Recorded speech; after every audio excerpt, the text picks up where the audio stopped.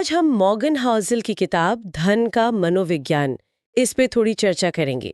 ये जो स्रोत है ये इसी किताब का एक गहरा विश्लेषण है और इसमें सबसे दिलचस्प बात मुझे ये लगी कि किताब कहती है पैसे के मामले में आप कितने होशियार हैं ये उतना ज़रूरी नहीं जितना कि आपका व्यवहार कैसा है। तो आज हम यही समझने की कोशिश करेंगे कि पैसे को लेकर हमारी सोच, हमारी आदतें, हमारी माली हालत पर कैसे असर डालती हैं। हाँ बिल्कुल। ये हिसाब किताब या बाजार की रणनीतियों से ज्यादा इंसान के मन की बात है। हाउसल का जो मूल विचार है वो यही है कि लंबे समय में आपकी वित्तीय सफलता इस पर निर्भर करती है कि आप पैसे के साथ बर्ताव कैसे करते हैं। खासकर जब दबाव हो।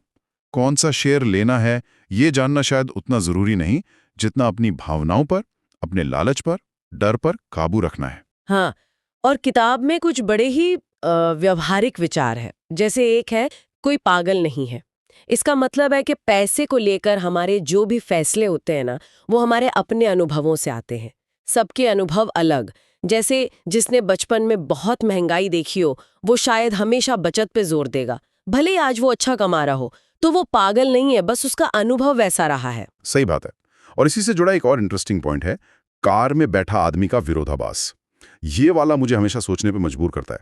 हम सोचते हैं कि महंगी कार या महंगी घड़ी लेंगे तो लोग हमारी इज्जत करेंगे, हमारी तारीफ करेंगे। पर असल में क्या होता है, लोग गाड़ी देखते हैं या घड़ी देखते हैं और सोचते हैं वाह क्या गाड़ी है, ना कि वाह ये आदमी कितना शानदार है। मतलब हम दूसरों की नज़र में अपनी हैसियत को लेकर कितने गलतफहमी में रहते हैं। अच्छा, तो अगर ये दिखावे की चीजें सच्ची इज्जत या प्रशंसा नहीं दिलाती, तो फिर सच्ची दौलत क्या है? हाउसल कहते हैं, धन वो है जो आप नहीं देखते। ये मुझे बड़ा गहरा लगा। मतलब वो पैसा जो खर्च नहीं किया गया, जो बचाया गया है, निवेश किया गया है। अमीर दिखना और अमीर होना, ये दो अलग बातें हैं, है ना? बिल्कुल बिल्कुल। और यहीं पे बचत का महत्व आता है। सिर्फ बचाना नहीं, लगातार बचाते रहना। आपकी बचत दल आप अपनी कमाई का कितना हिस्सा बचाते हैं, ये अक्सर आपकी कमाई से ज्यादा आपके नियंत्रण में होता है। और फिर जब इस बचत को समय मिलता है, वो चक्रवृद्धि ब्याज वाली बात, कंपाउंडिंग, वॉरेन बफेट का उदाहरण सबसे अच्छा है। उनकी ज्यादातर दौलत सिर्फ सही स्टॉक चुनने से नहीं आई, बल्कि दशकों तक, 80 साल तक निवेशित रहने से बनी है। वो 10 साल की उम्र से शुरू हुए थे। यह है समय की ताकत, जब आपका मुनाफा खुद मुनाफा कमाने लगे। हाँ, समय की ताकत तो जबरदस्त है, लेकिन निवेश की दुनिया में वो भाग्य और जोखिम का क्या, लक और रिस्क। जैसे बिल गेट्स का उदाहरण दिया है किताब में। जिस स्कूल में वो थे, वहाँ 1968 में कंप्यूटर का होना, ये तो किस्मत की बात थी ना। बहुत कम स्कूलों में था तब। करेक्ट। तो इसे कैसे समझे, भाग्य और जोखिम को? ये बहुत बहुत जरूरी सवाल है। हाउसल इस पर बहुत जोर देते हैं कि हमें सिर्फ नतीजों को नहीं देखना चाहिए, प्रक्रिया भी देखनी चाहिए।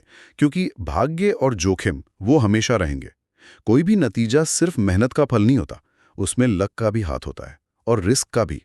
इसलिए शायद अमीर बनने के लिए जोखिम उठाना पड़े, लेकिन अमीर बने रहने के लिए अनुशासन चाहिए, विनम्रता चाहिए, और सबसे बढ़कर ऐसी बड़ी गलतियों से बचना होगा जो आपको खेल से ही बाहर कर दें, वो गेम ओवर वाली गलतियां।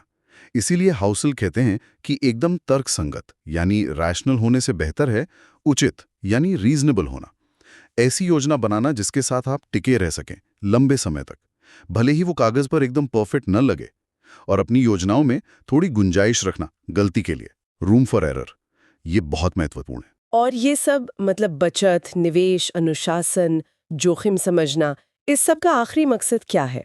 मेरे ख्याल से किताब का सबसे शक्तिशाली संदेशों में से एक ये है कि पैसे का असली फायदा ज्यादा चीजें खरीदना नहीं है, बल्कि अपने वक्त पर, अपनी जिंदगी पर कंट्रोल पाना है, नियंत्रण। बिल्कुल, 100% सहमत।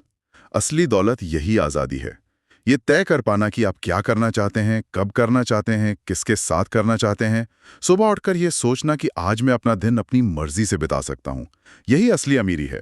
और ये समझना कि हर चीज़ की एक कीमत होती है ना? अच्छे वेतन पाने की कीमत सिर्फ पैसा या फीस नहीं होती। उसकी कीमत होती है अनिश्चितता झेलना, बाजार का उतार चढ़ाव सहना, शक को बर्दाश्त करना, धैर्य रखना। ये असली कीमत है।